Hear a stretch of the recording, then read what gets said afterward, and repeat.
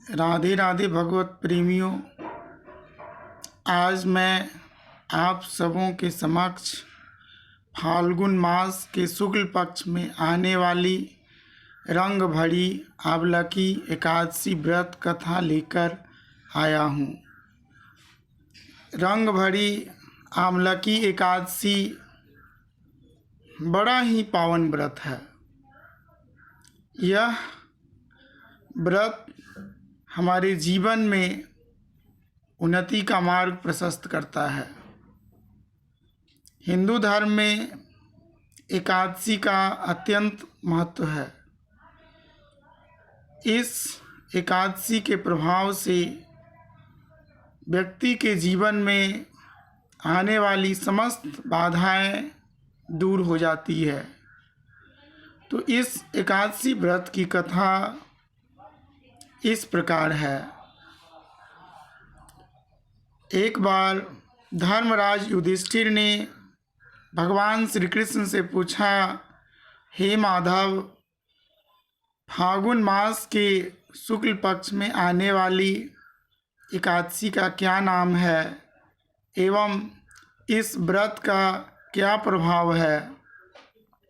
तब भगवान श्री कृष्ण युधिष्ठिर से बोले कि हे युधिष्ठिर, आपने अत्यंत ही सुंदर प्रश्न किया है।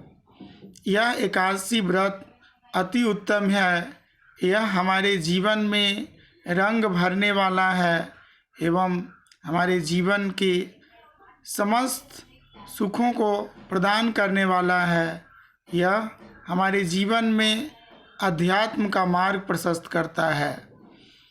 प्राचीन काल में चित्ररथ नाम का एक चंद्रवंशी राजा राज्य करता था।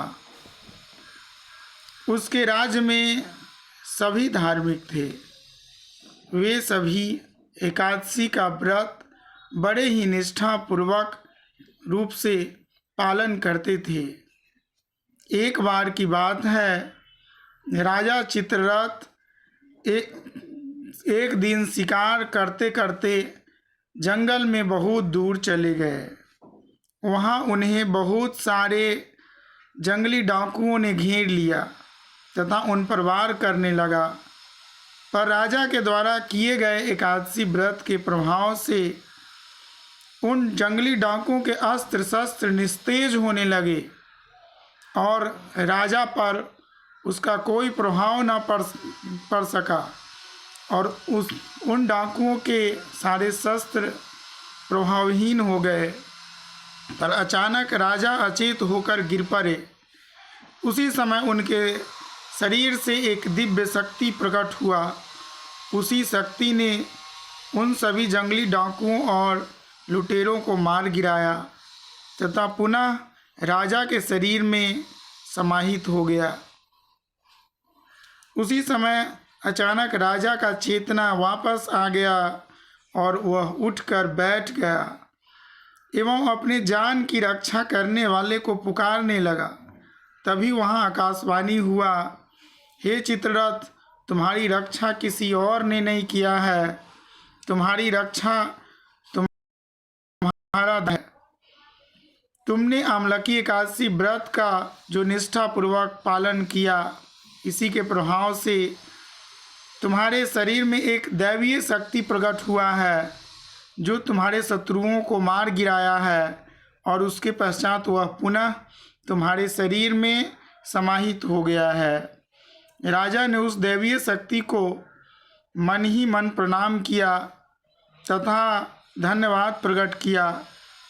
उसके बाद राजा की निष्ठा और बढ़ गया और वह अपने राज्य में एकादशी व्रत को निष्ठापूर्वक पालन करने का संदेश पूरे राज्य में फैला दिया।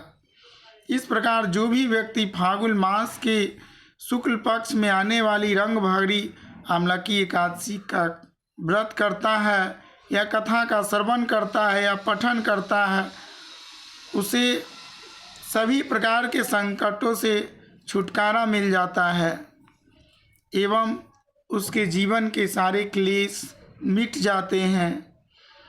जो इस व्रत का पालन करता है उसकी सारी बाधाएं दूर हो जाता है। साथ ही साथ उसे श्री नारायण की कृपा प्राप्त होती है।